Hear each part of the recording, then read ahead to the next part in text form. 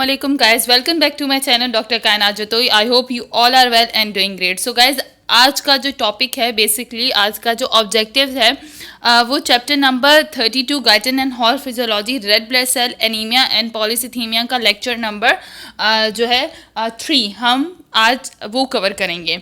सो आज के लेक्चर में मीन्स लेक्चर नंबर 3 में हम लोग stages of differentiation of red blood sales basically जो प्रीवियस वीडियो थी वो Genesis of the blood cells के ब्लड सेल्स की जीनेसिस किस तरीके से होती है, ब्लड सेल की प्रोडक्शन किस तरीके से होती है उसके ऊपर थी. ठीक है.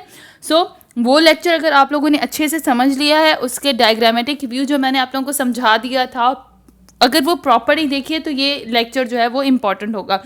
एक्चुअली जो प्रीवियस वीडियो है lecture number 2 of Guyton and Hall physiology chapter 32 का जो लेक्चर नंबर 2 है जो अपलोड हो चुका है, वहाँ से सीक्वेंस क्वेश्चन भी आते हैं. ठीक है. वाइवा में भी पूछा जाता है एंड एमसीक्यूज भी आते हैं. उसके अलावा ये जो टॉपिक है जो लेक्चर नंबर 3 है इसमें भी stages of differentiation of red blood sales, मतलब डिफरेंशिएट कैसे होंगे रेड ब्लड सेल्स, ये उसी आप समझें कि दोनों एक दूसरे से लिंक करते हैं. ठीक है. अब हमें ये टॉपिक कवर करना, और ये टॉपिक भी मोस्ट इंपॉर्टेंट टॉपिक है. ये तो लाजमी वाइवा में पूछा जाता है. ठीक है. कि रेड ब्लड सेल्स की प्रोडक्शन कैसे होती है, पूरा प्रोसीजर बताएं. इसके अलावा सीक्वेंस क्वेश्चन भी आता है एंड एमसीक्यूज में भी इसके काफ़ी पॉइंट्स आपसे पूछे जाते हैं जो मैं आज शेयर करूंगी आप लोगों से. सो ये लेक्चर बहुत इंपॉर्टेंट है, लास्ट तक देखिएगा. और प्रीवियस लेक्चर नंबर 2 जो है वो Guyton and Hall physiology chapter 32 का लेक्चर नंबर 2 भी देखिएगा. So come back to the point, stages of differentiation of the red blood cells. So ये पूरा प्रोसीजर, ये डायग्राम आपकी गाइटन एंड हॉल फिजियोलॉजी में दी गई है. ठीक है. आज बेसिकली इसी पे ही लेक्चर है, इसलिए बहुत इंपॉर्टेंट है. अच्छा, यहाँ पे जो आप लोग देख रहे हैं मैं आप लोगों को शो करती हूँ. ये आज हमारा पूरा टॉपिक इस पे है. ये हमारे पास वो स्टेज है जिसमें इरेथ्रोसाइट जो है वो मेच्योर हो रहे हैं, मींस कि इरेथ्रोसाइट्स की प्रोडक्शन हो रही है. ठीक है. कल हमने जो टॉपिक किया था genesis of the blood cells, उसमें आप लोगों को बता दिया था कि प्लूरिपोटेंशियल हीमोपाइटिक स्टेम सेल्स थे बोन मैरो में. ठीक है. वो हमारे पास मेन सेल्स होते हैं, फिर वो कमिटेड सेल्स बनाते हैं. कमिटेड सेल अलग से कॉलोनी फॉर्मिंग बनाते हैं हर सेल के प्रोडक्शन के लिए. लाइक इरेथ्रोसाइट्स के लिए वो हमारे पास कम्युनिकेटिंग कॉलोनी फॉर्मिंग जो भी हमारे पास स्टेम सेल्स थे वो हमारे पास कॉलोनी फॉर्मिंग्स इरेथ्रोसाइट सेल बनाए थे. और उसके बाद जो प्रोसीजर हो रहा था वो सारा प्रोसीजर आपको डिस्कस करना है आज. सो सबसे पहले इसकी प्रोइरेथ्रोब्लास्टिक स्टेज क्या होती है वो करेंगे. देन बेजोफिलिक इरेथ्रोब्लास्ट होते हैं. Then polychromatophilic erythrocytes, orthochromatic erythrocytes, reticulocytes and erythrocytes. तो ये पूरी स्टेज. अच्छा, ये पूरी स्टेज जब स्टेजेस ऑफ आपसे इरेथ्रोसाइट्स पूछी जाएंगी तो उसमें आपने ये ऐसे ही बनानी है. ठीक है. मैं आपको इसके ईजीएस्ट वे में बताती जाऊंगी, लेकिन ये चार्ट आप लोगों ने लाजमी याद करना है. ठीक है. ये वाला पूरा चार्ट आप लोगों ने लाजमी याद करना है. ठीक है. 100% आप लोगों ने ये पूरा याद करना है क्योंकि ये आगे चल के आपको काम आएगा, सिर्फ एग्जाम पॉइंट ऑफ व्यू से भी नहीं बल्कि आगे चल के भी. सो अब हम आगे चलते हैं. अच्छा, ये मैंने थोड़ा सा समराइज किया है. ठीक है. ये समरी है stages of differentiation of the red blood sales. सबसे पहले मींस के erythropoiesis, the production of the RBCs start on the red bone marrow with a precursor cells called the proerythroblasts. ठीक है. उसके बाद है proerythroblasts divide several times producing cells that begin to synthesize hemoglobin. Ultimately a cell near the end of the development sequence ejects its nucleus and become reticulocytes. They pass from red bone marrow into the bloodstream. Reticulocytes develop into the mature RBCs within 1 to 2 days after their release from red bone marrow. अच्छा, ये chapter थोड़ा सा logical है. ठीक है. Guyton ने stages of जो red blood sales हैं उनको जिस तरीके से डिफाइन किया है वो पूरा मैं वैसे ही एडिसेस आपको बताऊंगी जिस तरीके से गाइटन ने जो है उसे डिस्क्राइब किया. ये सिर्फ मैं ओवरव्यू दे रही हूँ क्योंकि टॉपिक थोड़ा सा आपको क्रिटिकल लगेगा. ये सारी टर्म्स आप लोगों के लिए नहीं हैं, न्यू टर्म्स हैं. ठीक है. तो थोड़ा सा क्रिटिकल लगेगा, इसलिए पहले मैं आप लोगों को थोड़ा सा इसकी समरी समझने के पहले ही समझा देती हूँ. इरेथ्रोपोइसिस क्या होता है? प्रोडक्शन होती है आरबीसीज की. ठीक है. आरबीसीज की प्रोडक्शन. अब इरेथ्रोपोइसिस क्या होता है? आरबीसीज की प्रोडक्शन होती है. ठीक है. वो कहाँ पे होती है? मेच्योर बोन मैरो में होती है. अब वहाँ पे क्या होते हैं? प्रो इरेथ्रोब्लास्ट सेल्स होते हैं. तो ये प्रो इरेथ्रोब्लास्ट सेल्स कहाँ पे होते हैं? आरबीसी वहाँ पे बोन मेरो में, ठीक है। अब ये प्रोइथ्रोब्लास्ट सेल्स जो है वो सेवरल टाइम डिवाइड्स होंगे और सिंथेसिस करेंगे हीमोग्लोबिन, ठीक है। तो ये सारे सेवरल टाइम्स ये स्टेजेस होंगी, ठीक है। ये सेवरल टाइम जो है ये स्टेजेस होंगी सेवरल टाइम कि यहाँ तक ये स्टेजेस हो रही हैं। ये स्टेजेस अब इनमें क्या क्या चेंजिंग्स आती हैं वो सारी हम लोग डिटेल से डिस्कस करेंगे, जिससे गाइडर ने कहा है। देन उसके बाद यहाँ पे हीमोग्लोबिन बनेगा, ठीक है। उसके बाद एक रेटिकुलोसाइट्स इसकी स्टेज होगी जिसके अंदर ये अपना न्यूक्लियस को इजेक्ट करेगा, ठीक है, इजेक्ट कर लेगा। और they pass from the bone marrow to the bloodstream, और फिर ये ब्लड स्ट्रीम में रेटिकुलोसाइट्स ब्लड स्ट्रीम में चले जाएंगे और वहाँ पे एरिथ्रोसाइट्स की मैच्योरेशन होगी।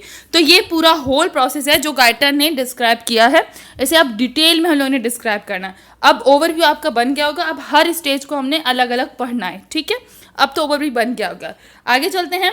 अच्छा, ये चार्ट इसलिए डायग्राम्स आपको पहले करवा रही हूँ ताकि ये बहुत लॉजिकल है और ये टॉपिक बहुत ही इंपॉर्टेंट टॉपिक है ब्लड सेल्स का, तो आप लोगों ने करना है लाजमी, इसी तरीके से सारी चीज़ें याद करनी है। अच्छा, ये अब हमारे पास डे 1 में क्या होता है, डे 2 में क्या होता है, डे 3 में क्या होता है, डे 4 में क्या होता है, 5 से 7 डेज में क्या होता है, ये सारा प्रोसीजर है, ठीक है। अब ये मैं थोड़ा सा आप लोगों को बता देती हूँ क्योंकि ये सारे डेज आगे चल के डिस्क्राइब होंगे।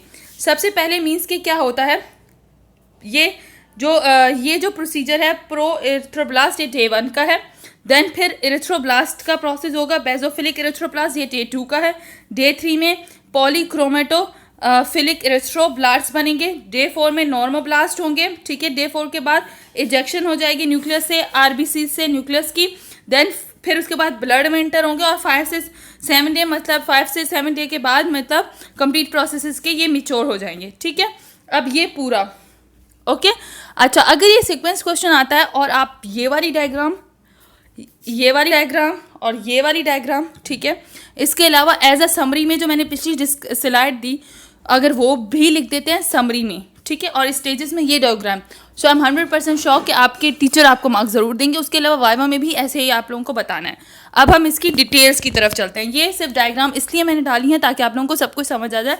अब आपका माइंड सेटल हो गया होगा। अब हम लोग आगे चलते हैं, गाइटर ने क्या कहा है, ठीक है। अच्छा, एक और स्लाइड डाली है, ये डिफरेंस की स्लाइड है, ये एमसीक्यूज से रिलेटेड है। ये स्लाइड मैं उस वक्त आप लोगों को करवाऊंगी जब मैं पूरा गाइटन का टॉपिक ये कवर करवा लेती हूँ, फिर आप लोगों को ये स्लाइड करवाती हूँ क्योंकि इसमें से एमसीक्यूज आते हैं, ठीक है, इसमें से एमसीक्यूज आते हैं। So stages of differentiation of red blood cells. अब stages of differentiation of the red blood cells ये कौन सी स्टेजेस हैं, गाइटन ने कैसे किया वो डिस्क्राइब करते हैं। The first cell that can be identified as belonging to the red blood cell series is the proerythroblast shown at the starting point in figure 32.3. Under appropriate stimulation, large number of these cells are formed from the CFUE stem cells. Okay.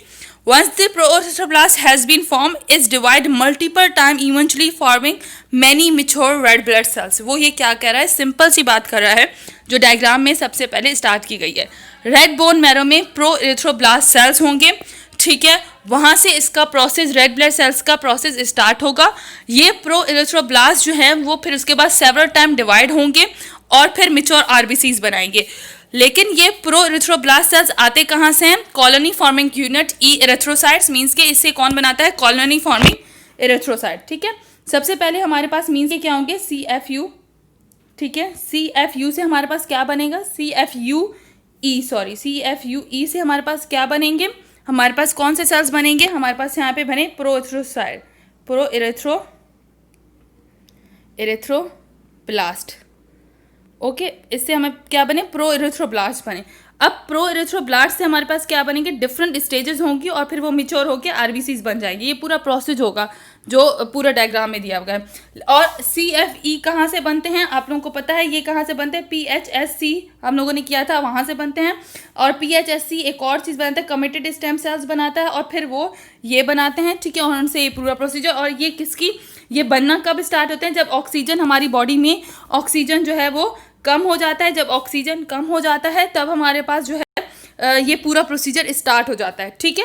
तो अगर मैं इसे diagram में बताऊं आपको तो ये क्या कहने की कोशिश कर रहा है, ये कह रहा है कि सबसे पहले हमारे पास कौन सी स्टेज होगी, अभी जो इसने बताया हमें प्रोइथ्रोब्लास्ट स्टेज होगी, ठीक है, प्रोइथ्रोब्लास्ट। और पूरा वो प्रोसीजर बनाया कि ये रेड बोन मैरो में होंगे, ठीक है, प्रोइथ्रोब्लास्ट। और इन प्रोइथ्रोब्लास्ट ये कहाँ से आते हैं, CFUE, के ऊपर जब डिफरेंट इंड्यूसर्स आके एक्ट करेंगे तो ये पूरी प्रोडक्शन स्टार्ट हो जाएगी और ये प्रोइथ्रोब्लास्ट सेवरल स्टेप करेंगे और उसके बाद मेच्योर इरिथ्रोसाइट्स में जो है वो ये चेंज हो जाएंगे, मीन्स कि आरबीसीज के प्रोडक्शन हो जाएगा। तो पहला स्टेप गाइटर ने अच्छे से डिस्कस कर दिया। अब हम लोग आगे चलते हैं। आगे है the first generation cells are called the basophilic erythrocytes because they stain with basic dye. The cell at this stage has accumulated very little haemoglobin. Okay, क्या पॉइंट यहाँ पे याद रखना है कि प्रो इरिथ्रोब्लास्ट के बाद जो डिवीजन होगी, ठीक है, उसके बाद प्रो इरिथ्रोब्लास्ट जो सेल्स बनाएंगे वो होंगे बेसोफिलिक इरिथ्रोब्लास्ट। क्या बनेंगे? Basophilic erythroblast. अब बेसोफिलिक क्या होता है? बेसोफिलिक बेसिक डाई होता है, ठीक है। ये स्टेन करने के लिए डिफरेंट स्ट्रक्चर को दिया जाता है। इस वर्ड को, ये वर्ड आप लोगों के लिए न्यू है, बेसोफिलिक। सो मैं इसको नेक्स्ट स्लाइड में मैं आपको डिस्क्राइब करूँगी। In the succeeding generation as shows in figure 32.3 जो हम लोग डिस्कस कर रहे हैं figure, the cells become filled with hemoglobin to a concentration of about 34%. The nucleus condenses to a small size and its final recombinant is absorbed or exuded from the cells. Okay, अब क्या होगा? First generation में क्या होगा? Basophilic erythrocytes बनेंगे। Then उसके बाद वाला जो प्रोसीजर होगा उसके अंदर इसमें लिटिल हीमोग्लोबिन होगा और उसके बाद वाला जो प्रोसीजर होगा उसके अंदर हमारे पास 34% जो हमें हीमोग्लोबिन आरबीसीज में चाहिए वो बन जाएगा, ठीक है। मैं इसको भी डिस्क्राइब करती हूँ डायग्राम से। पहले बेसोफिलिक है क्या? Basophilic is the term used to designate the components of the cells और tissue which take up the basic stain rather than the acidic stain of a combination nuclei are basophilic. देखो अब क्या हुआ कि इसकी जो प्रोइथ्रोब्लास्ट के बाद हमारे पास बेसोफिलिक इरिथ्रोब्लास्ट बनेंगे। बेसोफिलिक जो प्रोइथ्रोब्लास्ट है उसके बाद हमारे पास कौन से बन रहे हैं? Basophilic erythroblast. बेसोफिलिक इरिथ्रोब्लास्ट क्या होते हैं कि मतलब एक डाई होता है, समझ लें एक कलर आ जाता है जब भी एक केमिकल सब्सटेंस होता है, जब उसके अंदर हम इस स्टेज को आरबीसीज को रखेंगे, बेसोफिलिक इरिथ्रोब्लास्ट वाली स्टेज में उसे रखेंगे तो वो ब्लू कलर अपीयर हो जाएगा उसके अंदर, क्योंकि उसके अंदर न्यूक्लियस है, ठीक है। न्यूक्लियस अभी है उसके अंदर, इसकी वजह से उन्होंने ब्लू कलर ले लिया है। ओके, तो ये होता है हमारे पास बेसोफिलिक। अब क्या structures called basophilics are those which normally stain red और pink with haematoxin stain red और पिंक विथ इओसिन। अच्छा, ये स्ट्रक्चर्स जो कि बेसोफिलिक्स होते हैं वो होते हैं जो कि स्टेन रेड और पिंकिश कलर देते हैं विथ हेमाटोक्सिन, ये सब्सटेंसेज होते हैं, और रेड और पिंक विथ इओसिन। मीन्स क्या, बस ये याद रखिएगा। ये देखो ये हमारे पास क्या है? अच्छा, ये हमारे पास डिफरेंट स्टेजेस हैं जिसके अंदर हमारे पास स्टेन्स आ रहे हैं, ठीक है। ये हमारे पास मतलब इस तरीके से स्ट्रक्चर हो जाएंगे। ये बेसोफिलिक, ये हमारे पास जो है वो, ये हमारे पास प्रोइथ्रोब्लास्टिक स्टेज है, ये बेसोफिलिक स्टेज है। मीन्स कि इसने ये कलर जो है वो इसके अंदर अपीयर होना शुरू हो गया है। ओके, ये न्यूक्लियस का जो कलर आ रहा है ये बेसिक डाई की वजह से आ रहा है। सो बस ये याद रखिएगा कि इनको कलर देने के लिए हमारे पास बेसिक डाई अटेन करते हैं। तो अगर कोई पूछे कि बेसोफिलिक डाई कौन सा होता है तो आप बताएंगे कि उस वक्त जो होता है जो पहली स्टेज स्टार्ट होती है प्रोब्लास्टिक के साथ, उसमें हमारे पास जो बेसोफिलिक इरिथ्रोबाइट्स होते हैं वो हमारे पास स्टेन देते हैं बेसोफिलिक। ओके, आगे चलते हैं। उसके बाद हमारे पास होगा at the same time the endoplasmic reticulum is also reabsorb. अब इसी स्टेज में एंडोप्लाज्मिक रेटिकुलम रीअब्जॉर्ब हो जाएगा। The cell as the stage called the reticulocytes because still contain a small amount of basophilic material consisting of remnants of the Golgi apparatus, mitochondria and few other cytoplasmic organelles। अच्छा, अब क्या हो जाएगा? सबसे पहले हमारे पास क्या हुआ कि प्रोइथ्रोब्लास्ट स्टेज थी, फिर उसके बाद बेसोफिलिक स्टेज आ गई। बेसोफिलिक स्टेज के बाद जो बेसोफिलिक हमारे पास स्टेज थी उसके बाद क्या होगा कि एंडोप्लाज्मिक रेटिकुलम जो है वो सेल्स का वो एब्जॉर्ब हो जाएगा, रीएब्जॉर्ब हो जाएगा, और हमारे पास इस स्टेज को हम लोग रेटिकुलोसाइट स्टेज कहते हैं। ओके, तो याद कीजिएगा कि एंडोप्लाज्मिक रेटिकुलम किस स्टेज में एब्जॉर्ब हो रही है, रीएब्जॉर्ब हो रही है? रेटिकुलोसाइट। और इसमें बेसोफिलिक मटेरियल अभी भी होगा, ठीक है, क्योंकि इसके अंदर Golgi apparatus, mitochondria and cytoplasmic organelles होंगे। During this reticulocyte stage the cells pass from the bone marrow into the red capillaries by dipeptidase sequencing through the pores of the capillary membrane. अच्छा, अब क्या होगा? अब ये reticulocyte stage के बाद वो जो है वो बोन मैरो से अब सेल्स जो है वो कहाँ पे? ब्लड के अंदर चले जाएंगे बाय दी पेरिसिस मीन्स के उसकी cell membrane, cell capillary membrane के थ्रू प्रोसीजर होगा और वो कहाँ पे चले जाएंगे, आरबीसीज के अंदर चले जाएंगे, उसमें चले जाएंगे ब्लड में वो आरबीसीज। ओके, उसके बाद क्या है, the remaining basophilic material in the reticulocyte normally disappear within 1 to 2 days and the cell is the mature erythrocytes because of short life of the erythrocyte. अब उसके बाद 1-2 दिन बाद वो जो रेटिकुलोसाइट्स ब्लड में गए हैं वो 1-2 दिन के बाद क्या हो जाते हैं, बिल्कुल मीन्स के उसका न्यूक्लियस डिसअपियर हो जाता है, ठीक है, और बेसोफिलिक ड्राइव भी खत्म हो जाता है और फिर वो mature RBCs. Because of the short life of the reticulocytes their concentration among all the red blood cells of blood is normally less than the 1%। अच्छा, रेटिकुलोसाइट्स की मीन्स के बहुत शॉर्ट लाइफ होती है तो इस वजह से वो 1% सिर्फ ब्लड में होते हैं। अच्छा, अब मैं आप लोगों को बताती हूँ, गार्टन ने इसको इतना कॉम्प्लिकेटेड किया है। गार्टन ने इसे बिल्कुल भी डिस्क्राइब नहीं किया कि डिफरेंट स्टेजेस में क्या क्या प्रोसीजर हो रहे हैं, ठीक है। इसने यहाँ पे डायग्राम में तो बता दिया कि प्रोइरिथ्रोब्लास्टिक स्टेज होती है, उसके बाद बेसोफिलिक इरिथ्रोब्लास्ट स्टेज होती है, देन पॉलीक्रोमेटिक इरिथ्रोब्लास्ट होती है, ऑर्थोक्रोमेटिक इरिथ्रोब्लास्ट होती है, देन रेटिकुलोसाइट्स होते हैं एंड इरिथ्रोसाइट। मीन्स के 1 2 3 4 5 एंड 6 ये इस डायग्राम में आ रहे हैं, 6 स्टेप्स आ रहे हैं। अगर हम इसकी गाइटन की इस डायग्राम को देखें तो इसमें भी आपको 1 2 3 4 5 6 स्टेप दे रहे हैं, लेकिन गाइटन ने तो इतना इजी, गाइटन ने तो उसे इतना डिस्क्राइब ही नहीं किया। गाइटन ने क्या किया कि पहले प्रोइरिथ्रोब्लास्टिक स्टेज होती है, ठीक है, उसके बाद वो सेल्स डिवाइड होते हैं, बेसोफिलिक प्रोइरिथ्रोब्लास्ट बनाते हैं, उसके बाद क्या हो जाता है कि ना उसके अंदर भी थोड़ा सा हीमोग्लोबिन होता है, फिर उसके बाद जो नेक्स्ट स्टेप होती है उसके अंदर हीमोग्लोबिन की कंसनट्रेशन 32 बढ़ जाती है, 34% हो जाती है। देन उस कंसनट्रेशन के बाद क्या हो जाता है, 34 बन गई ग्राम उसके अंदर आरबीसीज के अंदर वो आ गई हीमोग्लोबिन कंसनट्रेशन। उसके बाद एंडोप्लाज्मिक रेटिकुलम को वो एब्जॉर्ब करता है खुद ही और न्यूक्लियस को डिसअपियर करवा देता है और फिर आरबीसीज को अब किसमें, ब्लड में पहुंचा देगा, बोन मैरो से ब्लड में चली जाएंगे आरबीसीज और वहाँ पे 101-2 दिन के बाद मैच्योर हो जाएंगे। लेकिन किसी स्टेज को इसने अलग से डिफाइन करके आप लोगों को नहीं दिया कि किस स्टेज में क्या हो रहा है, किस स्टेज में क्या हो रहा है। अब ये स्टेजेस मैं आपको समराइज करके बताती हूँ ताकि आपका सीक्वेंस क्वेश्चन भी निकल जाए, थ्योरी भी समझ आ जाए और गाइटन क्या कहना चाह रहा है वो भी आपको समझ आ जाए, ठीक है, क्योंकि मोस्ट इंपॉर्टेंट टॉपिक है, इसलिए मैंने ये सारी स्लाइड्स दी हैं। अब मैं आप लोगों को अच्छे से ये सवाल करवाती हूँ। गाइटन ने जो कहा वो आप लोगों को कॉम्प्लिकेटेड ही लगा, ओके। अब मैं इसकी पूरी एक कहानी बताती हूँ ताकि आप लोगों के लिए आसान हो जाए, ठीक है। ये हमारे पास डिफरेंट स्टेजेस हैं, ठीक है, ये हमारे पास डिफरेंट स्टेजेस हैं, ओके। सबसे पहले हमारे पास क्या है, PHSC सेल्स हैं, उन्होंने CFUE बनाए। अब हमें इरिथ्रोसाइट्स बनाने हैं। इरिथ्रोसाइट्स में पहला स्टेप क्या होगा, प्रो इरिथ्रोब्लास्ट होंगे, ठीक है, प्रो इरिथ्रोब्लास्ट होंगे। प्रो इरिथ्रोब्लास्ट में माइटोटिक डिवीजन होगी, उससे हमारे पास क्या बनेगा, बेसोफिलिक इरिथ्रोब्लास्ट बनेंगे। फिर बेसोफिलिक इरिथ्रोब्लास्ट में माइटोटिक डिवीजन होगी एंड पॉलीक्रोमेफिलिक इरिथ्रोब्लास्ट बनेंगे। थर्ड में पॉलीक्रोमेटोफिलिक इरिथ्रोब्लास्ट के बाद बनेगा ऑर्थोक्रोमोफेटिक इरिथ्रोब्लास्ट, ओके। देन फाइनली हमारे पास रेटिकुलोसाइट एंड उसके बाद इरिथ्रोब्लास्ट हमारे पास बन जाएंगे, ठीक है। इसमें से आपसे पूछा जाता है न्यूक्लिएटेड स्टेज कौन सी है और नॉन न्यूक्लिएटेड। तो जो हमारे पास प्रोइथ्रोब्लास्ट सेल्स हैं, बेसोफिलिक हैं, पॉलीक्रोमेटिक हैं एंड ऑर्थोक्रोमेटिक हैं, ये सारे न्यूक्लिएटेड हैं, ठीक है। और रेटिकुलोसाइट्स एंड इरिथ्रोसाइट्स जो हमारे पास हैं ये नॉन न्यूक्लिएटेड है, क्योंकि रेटिकुलोसाइट से अब आरबीसीज कहाँ चलेंगे, ब्लड में, और ये नॉन न्यूक्लिएटेड है, ओके। अच्छा, इसके अलावा यहाँ पे देखें 2, 4, 8 एंड 16 मैंने लिखा हुआ है। तो 2, 4, 8 एंड 16 का मतलब क्या है, सबसे पहले 2 प्रोइथ्रोब्लास्टिक सेल्स होते हैं, उनमें माइटोटिक डिवीजन होती है तो वो 4 में डिवाइड हो जाते हैं, फिर 4 की माइटोटिक डिवीजन होती है तो 8 में डिवाइड हो जाते हैं, 8 की माइटोटिक डिवीजन होती है तो 16 में डिवाइड हो जाते हैं, उसके बाद माइटोटिक डिवीजन नहीं होती, उसके बाद सिर्फ आरबीसीज की मैच्योरेशन होती है। ये चार्ट जहन में ऐसे ही याद कर लें।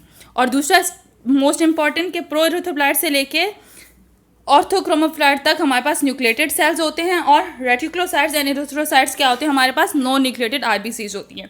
ये आपको ऐसे ही चार्ट याद करना है, ठीक है। ये पूरी समरी में बता रही हूँ, ये मेन स्टेप है ताकि गाइटन का पूरा आप लोगों को समझ आ जाए, ओके। यहाँ पे ये हो गई कहानी। अब इन स्टेजेस में डिफरेंट स्टेजेस में क्या क्या होता है वो मैं डिस्क्राइब करती हूँ, ओके। अब ज़रा मैं आप लोगों को बताती हूँ, ठीक है, the whole process takes 7 days, ठीक है। होल प्रोसेस में हमारे पास कितने आते हैं, इसका होल प्रोसेस 7 days में कंप्लीट होता है। It's require the 5 days up the stage of the reticulocyte, reticulocyte stage आने तक ये 5 दिन लेता है। Reticulocytes take 2 more days to come mature RBCs, mature RBCs तक पहुंचने के लिए वो 2 दिन लेता है, जो कि वो ब्लड में लेगा कि अब इन आरबीसीज ने मेच्योर होना है। Synthesis of haemoglobin occur in the pro erythroblastic stage.